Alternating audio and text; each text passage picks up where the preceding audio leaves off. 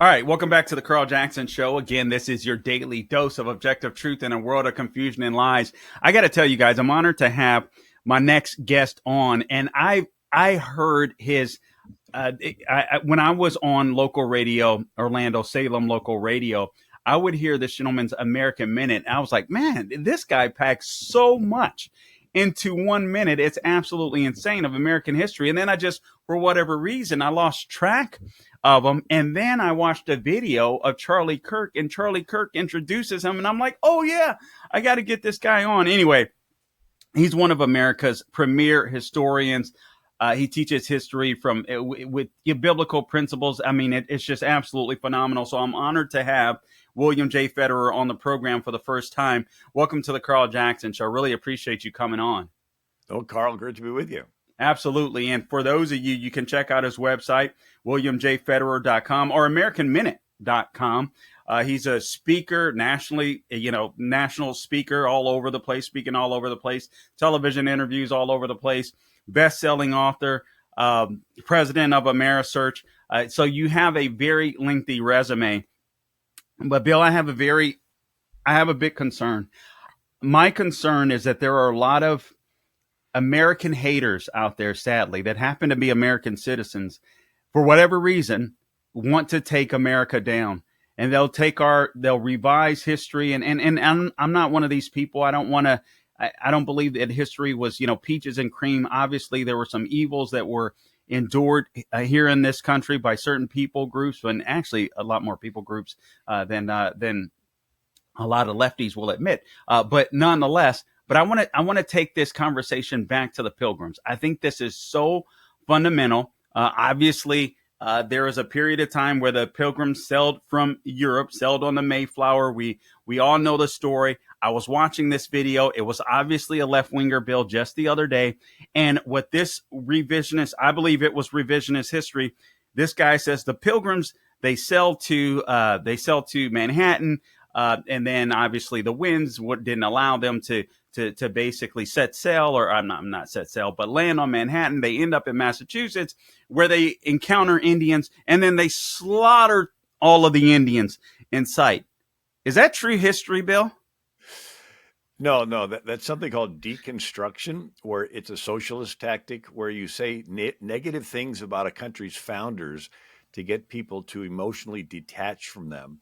Then you get them into a neutral where they don't remember where they came from, and then you brainwash them into the socialist future that you have for them. So it's a sales technique. If I was a toothpaste salesman, the first thing I do is tell you a bunch of negative stuff about the toothpaste you're currently brushing with. You're still brushing with that stuff. Haven't you read it'll eat the enamel off your teeth? Ooh, you're a pulse spot. Now I have you in a neutral. You're open-minded. What are all the toothpaste out there? And then I give you my pitch for this Target and Roll breath freshener stuff.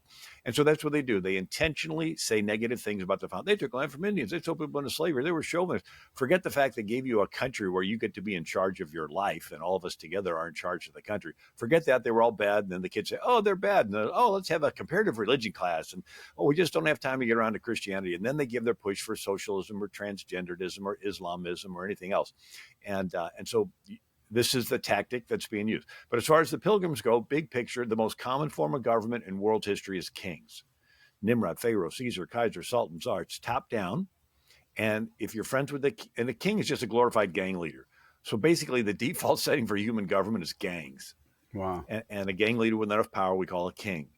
And if you're friends with the king, you're more equal. You're not friends with the king, you're less equal. You're an enemy of the king, you're dead. It's called treason, or you're a slave. And so from the beginning of Nimrod, Tower of Babel on, these kingdoms keep getting bigger because with the latest military advancement, kings can kill more people. Until finally the King of England had the biggest. The sun never set on the British Empire. He was a globalist. He was a one world government guy. And America's founders broke away and flipped it and made the people the king. So a republic has citizens. And the word citizen means co-ruler, co-sovereign, co-king. So America is an experiment of a polarity change in the flow of power. Instead of top-down, ruled by kings and royal gang leaders, it's bottom-up, ruled by we, the people. So where did America's founders get these ideas? From the New England pastors who started congregational churches. Where did they get their idea? The Reformation, John Calvin. Where did they get their idea? The Bible. What part of the Bible? That first 400 years out of Egypt before Israel got a king. Lo and behold, king is the norm, but there's an anomaly. Around 1400 BC, you have millions of Israelites come out of Egypt, and for 4 centuries, there is no king. Hmm. It's a total unique period in world history, millions of people and no king. And it works because everybody's taught the law and they're personally accountable to God to follow the law. It's called the Hebrew Republic. And so you have an opportunity to steal. Nobody's around. There's no king. There's no police. And you're about to steal. Then you think, well, God is watching me. He wants Wow. me to be fair. He's going to hold me accountable in the future. Maybe I should hesitate stealing. And it creates a tiny thing in your head called the conscience. If everybody in the country believes this, you can maintain order with no police, with no king. And it worked for 400 years in ancient Israel until the priests went woke. They went rainbow church, right? There's no sin anymore. You can do whatever you want. And so here's Eli, the high priest. His own sons are sleeping with women in the very tent where the Ark of the Covenant is. The high priest's own sons. And then there's another Levite with a silver graven image in the house of a guy named Micah. And you're reading the story like, what's a Levite doing with a graven image? Isn't that one of the commandments you're not supposed to have them? And then there's the terrible story of a Levite with a concubine. The law says the Levite's to marry a virgin of his own tribe. Here he is with the woman he's not even married to. And the poor concubine's raped to death by a bunch of sodomites. Something about that behavior that appears at the last stages of a people ruling themselves as casting off of self-restraint turns into chaos. Every man does what's right in their own eyes. They go to Samuel the prophet and they say the self-government system's not working. We want to be like the other countries. We want a king. Now, why is this story important? The kings of Europe look to the Bible for their authority, but they look to the King Saul and on, right? Divine right of king, Yeah, that royal makes gang sense. leaders. And the founders of America, Pilgrims, Puritans, Baptists, Quakers, they look to the pre-King Saul part of the Bible. Millions of people, everybody taught the law, personally accountable to God to follow it. That's why they taught Hebrew at Yale and Harvard. And so this period before Israel got a king is called the Hebrew Republic. It was studied intently by the Puritans, so much so that the Puritans were nicknamed Christian Hebraists. Wow. And so they fled to America and they found this form of government. So it's not just, I'll pause a second and see if you have any questions, but I can keep going if you want. No, I mean, honestly, I'm fascinated listening to you. We only have about 3.5 minutes left in this block, and I'm sitting here thinking, there's a lot that I need to learn, and I get it, and actually, a lot of the stuff that you mentioned, or at least some, I knew, but it's fascinating with you connecting the dots, and it's obvious to me when you mention the word deconstruction what the left is simply trying to do. I mean, it's amazing. These people can remove our founding principles from. I mean, you just make people hate them. They turn on them. They abandon God. And then all of a sudden, I mean, it's amazing what I see the left doing, and I love how you're bringing it together because it's so clear to me. But it's frustrating that it's not clear to a lot of people in the United States that the left is trying to intentionally undermine our founding fathers, undermine the history of Western civilization, calling like Donald Trump a king, for instance, while it seems to me that's what they're trying to become. Yeah, that's actually a tactic called projection, psychological projection. Little kids automatically do it. I didn't start the fight, you did. A cheating spouse will instinctively accuse the faithful spouse of what the cheating spouse is doing, is being unfaithful, right? It's in the Bible. Potiphar's wife accused Joseph of lusting after her when she was lusting after him. And so this is the tactic. They want to blame you for what they're doing. They want to call you intolerant when they're intolerant. They want to call you hateful when they're hateful. They want to say that you want to steal the election when they want to steal the election, right? It's just a tactic. But back to the Pilgrims. It's not just getting rid of a king, because each of us have a selfish, fallen human nature. Sure. And we would repeat the process given the opportunity. We'd all prefer our family and friends over our strangers and enemies, right? And so we could all be a king. So the brilliance of the covenant form of government that the Hebrews had was you get rid of the bad king, but you maintain order in society without the rubber band snapping back with a new king. How? It's a triangle. You get rights from God. You're fair to your neighbor because you're accountable to God. You get blessings from God, and you voluntarily share them with your neighbor as charity because you're doing it as unto God. Jesus said, whatever you do to the least of these, my brethren, you've done it to me. It's not socialism where the government takes away your stuff involuntarily and gives it to somebody you'll never meet. No, it's your stuff. You're moved That's with compassion.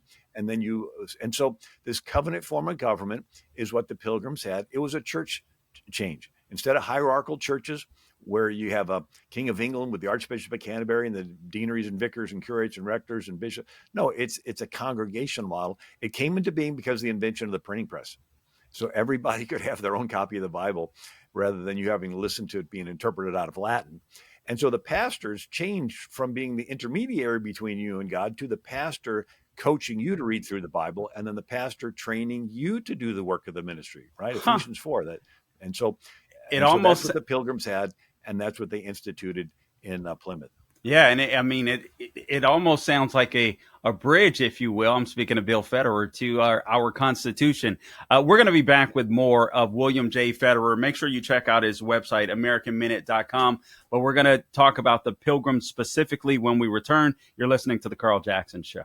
Hey guys, Carl Jackson here for MyPillow. A major retail chain just canceled a massive order, leaving MyPillow with an overstock of classic MyPillows. Now it's your gain. For a limited time, MyPillow is offering their entire classic collection at true wholesale prices. You get the standard MyPillow for just $17.98. If you want more, upgrade to queen size for only $22.98 or king size for $24.98. Snag body pillows for just $29.98. And versatile multi-use pillows for just $9.98. All you have to do is go to mypillow.com, use the promo code Carl, that is CARL, or call 800-858-0263.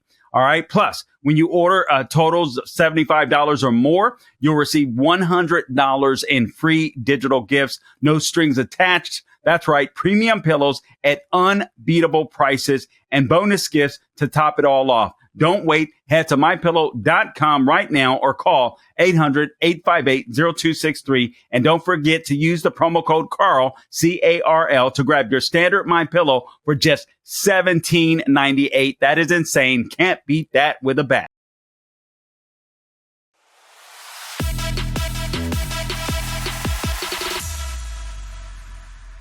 All right, back with my guest, William J. Federer, or Bill Federer. You can check out his website, AmericanMinute.com. He's a speaker, best-selling author, president of AmeriSearch, and one of America's premier historians. As a matter of fact, Charlie Kirk, in Charlie Kirk's words, correct me if I'm wrong here, Doc, if you don't mind me calling you Doc here, you were Charlie Kirk's favorite historian. And so, honestly, that guy is sorely missed, but even in death, I believe the Lord is using him greatly.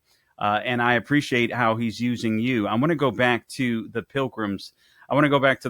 Here. Okay, so if I'm to believe some of the videos that I was watching on YouTube about the Pilgrims or Thanksgiving should be regarded as a time of mourning, of oppression, of 500 years of betrayal.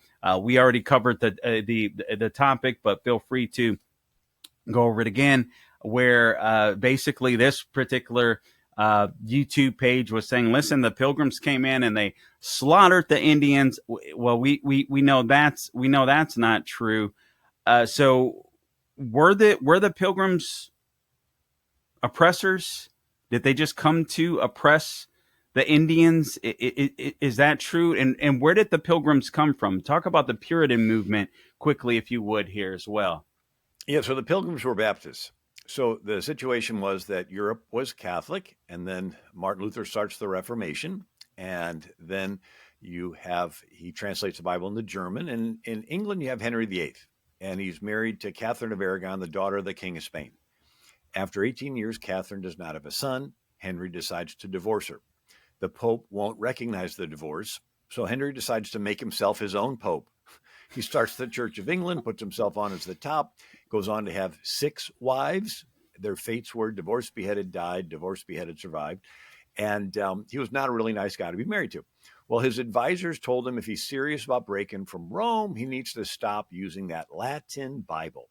Mm-hmm. And so he had William Tyndale burnt at the stake a few years earlier for translating the Bible into English. But William Tyndale's last words were, "Lord, open the King of England's eyes." So here's Henry. He's breaking from Rome. His advisors tell him if he's serious, he needs to stop using the Latin Bible, get an English Bible. And so they basically take William Tyndale's work, polish it up, call it the Great Bible. Henry orders a copy of it put in every church in England. He dusts his hands. He goes, that's it. We've broken from Rome. No more Latin Bible. We're good to go. But something unexpected happened. People began to read it and began to compare what's in this Bible to this king divorcing and beheading his wife. So a group started that wanted to purify the Church of England. They were called Puritans. The king didn't like him. He didn't think he needed any purifying. So they would get canceled. They would lose their jobs. They get banished from academia. But there was another group that said it's beyond hope of trying to purify the Church of England. We are going to separate ourselves. And they would meet in secret barns and basements by candlelight. They called themselves separatists or Baptists. We call them Pilgrims. And so another group was in Scotland, and Scottish people said, well, we'll acknowledge the king because he is Scottish, right, to King James at this time. But we don't want any bishops. And so each church would elect elders called presbyters, and then all the presbyters would meet in the city at a meeting, which what they called a synod, because the word synagogue means meeting place. And so this was a synod. So they'd meet and they would make a covenant, and they push back against the king. Because the king would send his army up there and kill people that wouldn't use the Book of Common Prayer and so forth. You didn't make up your own prayers, because if you did, you could make up one that's wrong. So the government wrote all the prayers they could possibly think of in a book called the Book of Common Prayer. Wow. And if you're caught with a group of people making up your own prayer, the police would kick in the door and arrest everybody and drag you to the Star Chamber. It was a government room with stars on the ceiling, and they would twist your arm, brand you on the face as a heretic. They would cut off your ear, even cut your nose in half. And then they would put you in a cell where they did not feed you. You had to have some friend that missed you and would bring you food. And so these Baptists were dying in prison. Oh, hopefully you had good friends. And so one of the Baptist groups sold their property. They were going to go to the Netherlands. The Netherlands were 7 provinces that fought an 80-year war of independence from Spain. And since these 7 provinces didn't always get along, they had a little give and take. So it was tolerance. And so the Pilgrims said, let's go there. They get on the ship, but right before they take off, the captain robs them and turns them over to the police. They're put in jail. Another group of these Pilgrim separatists sell their property and arrange for a Dutch ship to sail up the coast of England. And they would be waiting in rowboats and go out there and get on the boat and sail away. But the Pilgrims show up a day early, and it's wavy, and the kids are getting sick. And the women say, can we wait on shore with the kids? And then the Dutch ship shows up. The men are stowing all the stuff, and someone snitched. The police come over the hill and capture the women and children. And the Dutch captain says, I don't have an army with me. He pulls anchor, sails away with the men. Wow. And you can just picture these women and children on shore watching that ship getting smaller and smaller until it disappears over the horizon. For 2 years, they pass those women and children from one court in jail to another. Finally, a judge said, you really didn't do anything wrong, go home. They go, duh, we sold our homes. So just to get them out of their hair, they sent them over to Holland. They asked around for people speaking English, and they found their husbands. They settled in Leiden, Holland, and lo and behold, the Jews settled. So Spain drove out the Muslims, but then you had Ferdinand deciding to make the Jews convert or leave, and a bunch of Jews left and went to the Netherlands, and they settled in Leiden. And so this is where you begin to see the Pilgrims identifying with the Jews. And they said, well, you left the Pharaoh, we left the King of England. You crossed the Red Sea, we crossed the English Channel, right? Wow. You got your promised land, we're looking for ours. And so then Spain threatens to attack again. And the Pilgrims decide first they're going to go to Guyana in South America, but because they heard of the perpetual spring. But then they heard of the Spanish wiping out a Protestant settlement in Jacksonville, Florida area called Fort Caroline. So the Queen of France, Catherine de' Medici, had the St. Bartholomew's Day massacre where she killed 30,000 Huguenot Protestants in 1572. And then you have the King of Spain killing 10,000 Dutch Reformed Protestants in the Spanish Fury in Antwerp, Belgium. And so it's serious if you don't believe the way the king does. And so these French Protestants tried settling around Jacksonville in 1565. The Spanish found out about it, killed about 300 of the men, and then took the women and children away. So the Pilgrim says, we don't want to go anywhere near where Spain is. So they decided to go to Jamestown. It was started in 1607, and it was a king-run colony. And so the Pilgrims were going to go there. It's a good thing they didn't, because 4,000 died between 1607 and 1624. They had malaria, they had diseases, they had Indian attacks. One winter starts off with 500 in Jamestown. At the end of the winter, there's 50. Whoa, That's how Doc. many died. Let me butt in. We have 3.5 minutes left here. We may have to go another segment, but you just said something. Indians attacked the Pilgrims. That's not something that you hear of oftentimes, because if I listen to some of the videos that I was listening to earlier, it was the Pilgrims that totally massacred the Indians and took their land. So let's clear that up for us. Yeah, well, so now Jamestown. So the Jamestown I'm sorry. colony did experience Indian attacks. In 1622, a quarter of the Virginia colony was wiped out by an Indian massacre. And so it's a good thing the Pilgrims did not land there. Anyway, they're blown off course. They land on the shores of Massachusetts. Try sailing south, but off the coast of Cape Cod, it's really shallow. They almost sink, and the captain goes back to Plymouth and says, everybody off the boat. And they go, we have a question. Who's going to be in charge? There's 102 of us in the boat. We were going to go to Virginia and submit to the king's government. Who's going to be in? Nobody's been picked by the king. They do something unique. They take their little covenant church form of government and they make it their civil government. It's called the Mayflower Compact. We, in the presence of God, covenant ourselves into a civil body politic.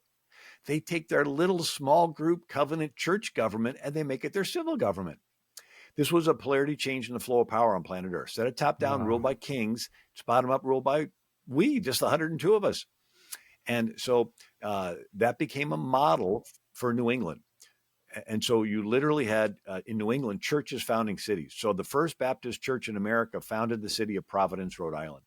The first Congregational church founded the city of Hartford, Connecticut. Everybody's involved in church and everybody's involved in city government because it's the church founding the city, right? And so the Pilgrims land, and half of them die the first winter. Only 5 women survived the first winter. They had 18, but now they're down to 5 women. And that's when it gets interesting, when you have an Indian walk out of the woods speaking to them in perfect English. And he had lived in England. Okay, so we have to unpack this. Okay, so yeah, I definitely want to unpack this if you'll stay with me for one more segment, because I've just been listening to you fascinated, and I'm hoping this is our Thanksgiving Day or Thanksgiving weekend special. So I hope that many of you will tune in and listen to William J. Federer. Again, you can find him at AmericanMinute.com. But we just have a minute left in this block, and if the doc will agree to stay on with us, love to have him for some more time, because Sure. I'd love to hear more of this. But okay, so the Pilgrims, they land on Massachusetts. They come into this area that's basically cleared in housing, if you will, that Indians had set up, Native Indians, Native Americans, whatever you want to call them, had set up. But they were already gone. They were already dead from a plague, more than likely smallpox. We tell me if I'm right or wrong here, Doc. We only have 20 seconds left, but we'll come back on the other side. Does that sound about right? By the way, I put all this in a book, and the title of the book is The Treacherous World of the 16th Century and How the Pilgrims Escaped It. Okay. So if anybody's interested, they can go to AmericanMinute.com and get the book. Okay. More with William J. Federer when we return.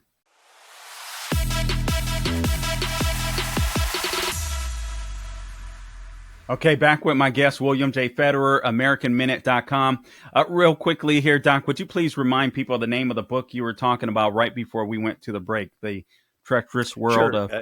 It's called The Treacherous World of the 16th Century and How the Pilgrims Escaped It. And my website's AmericanMinute.com.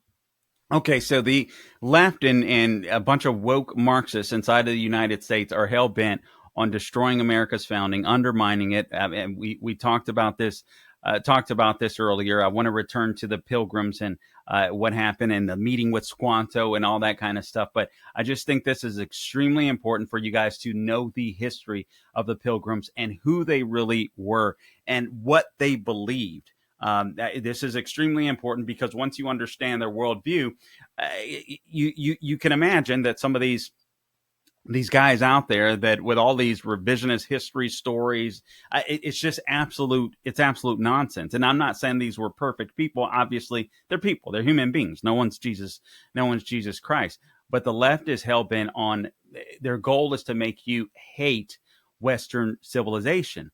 But if we were to fall back to a pre-Western civilization type world, I mean, just think of where they came from, and think of what William J. Federer was saying, where literally the church made all the rules. There was no one-on-one relationship with Jesus Christ. It was like the church set the tone. So all right. So let me get back to you here, Doc. All right. So the Pilgrims come in. They end up meeting Squanto. This was, I believe, several months after they landed on Massachusetts. They did not massacre the native Indians in that area. Squanto introduced them to other Indians, correct me if I'm wrong, that helped them with some farming. And the Pilgrims helped them as well, right?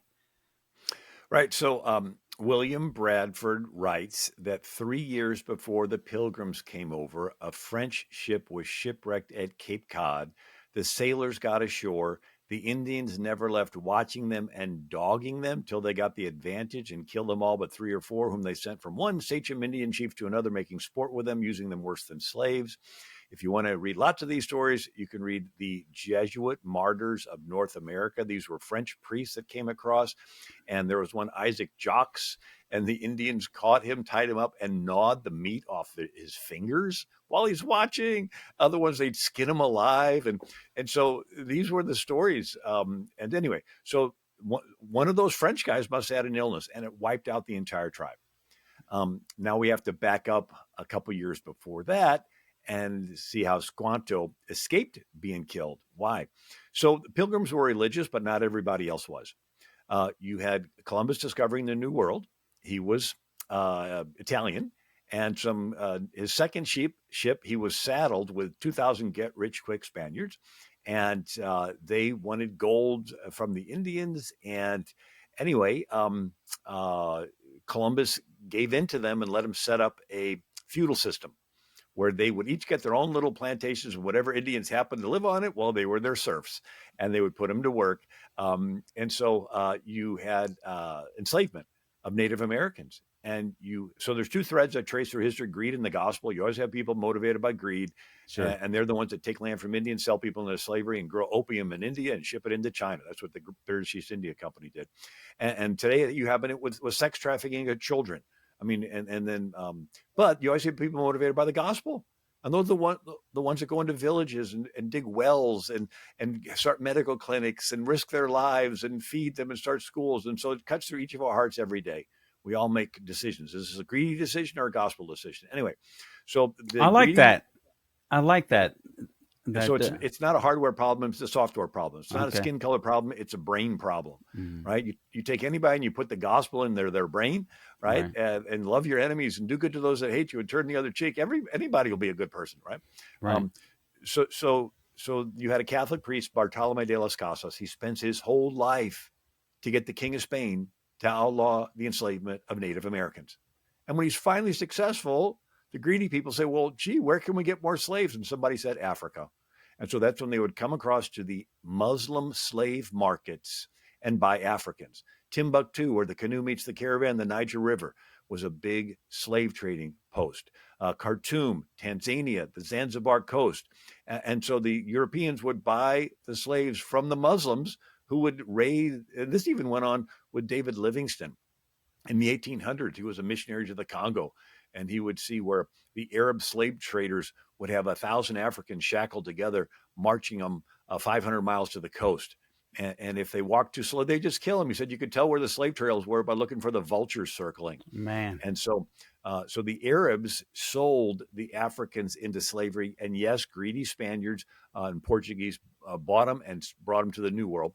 And so they were bad people. But we're not talking about the Pilgrims. I want to make this. I want to make this emphatically clear, because this is what the website or the YouTube page that it's like, I don't know if it was intentional. I don't know if they just had bad history, but it's almost as if they were trying their best to make the Pilgrims like they were Christopher Columbus's, the greedy people with Christopher Columbus. Right. It seems to me like that's what they were trying to do. So prior to the French shipwrecking and the tribe being wiped out by probably smallpox, you had a Captain Weymouth, and he was looking for a northwest passage, a river, the St. Lawrence River, where they thought would go to China, and he got some Indians to come on his boat, took him to England, introduced him to William Shakespeare and the Earl of Hampton, who financed this Northwest Passage expedition, taught him English so that they could show him where the good spots were to fish and so forth. And so Squanto is mentioned by name, Tishquantum. He's dropped back off in America around 1614, and a bad guy named Captain Thomas Hunt comes along and lures some Indians onto the boat, supposedly to trade, and says, hey, you want to see below deck? And when they go down there, they lock them below deck, take them to Malaga, Spain. It was a slave trading city all the way back from when the Muslims controlled Spain and enslaved over 1 million Europeans. There were whole Catholic orders in Europe called the Trinitarians that would raise money and ransom back your friend. And so after the Muslims were driven out, they kept the Malaga slave trading post open, and they were going to sell the Native Americans. But some Franciscan friars, some Catholic priests found out about it, raised a ruckus, got custody of the Indians, gave them their freedom. And Squanto made his way across Europe, back to England, hired by the Newfoundland Company. And then they dropped him off in June of 1620. And this is when he finds out his entire tribe was wiped out in the plague. Man. Now, ironically enough, had Squanto not been kidnapped, he most certainly would have died in the plague too, because everybody else did. So he goes off and lives with the Wampanoag tribe. Well, then in November 1620, the Pilgrims land. Half of them die. Spring of 1621, that's when you have Squanto coming out of the woods and goes to these English people. And you can imagine the conversation. Oh, you guys from England? Yeah, I used to live there. Oh, yeah, the St. Paul's Cathedral, the pub on War Street. Yeah, I know right where you're at. I spent years there. Oh, and then this man. place, I grew up here. I know this place like the back of my hand because he said, over the hill there's a spring, and he taught him how to squeegee in the mud and catch eels and clams, and taught him how to catch fish. They said, we tried. He goes, no, these are salmon. They spawn. And then in April, this river will be packed. And he taught him how to plant corn. They said, we tried it. No, he says, you got to put a dead fish over it and fertilize the soil. And then he showed him how to take the corn, put it in a pot and make popcorn. And so he showed him how to catch beaver. It took 40 years worth of beaver skins for the Pilgrims to pay off their boat ride. Why? Wow. Because you had Muslim pirates capturing the Pilgrim ships, taking their beaver skins and taking the ships to Morocco and selling the crew into slavery. The Sultan in Morocco, Moulay Ismail, had over 25,000 Europeans that he had captured, building him a palace at Mekanez, and he had 500 wives, bearing him 1,042 children, and he would hunt his own slaves. Right? He had African slaves, and if he came out dressed in yellow, they all knew that somebody wasn't going to live through the rest of the day because he'd hunt. Wow. And he'd bring a change of clothes because if it got too bloody, he'd just change. This was the Muslim leader in Morocco, Moulay Ismail, and he captured one of these pilgrim ships and enslaved them. And so, anyway, back to the Pilgrims. Squanto. We got about a minute and a half left here, Doc. So let's get to the put him on good terms with the other Indians, Chief Massasoit. And so the first Thanksgiving happens, and 90 Indians show up. There's only 52 Pilgrims. Wow. And only 4 adult women by this time.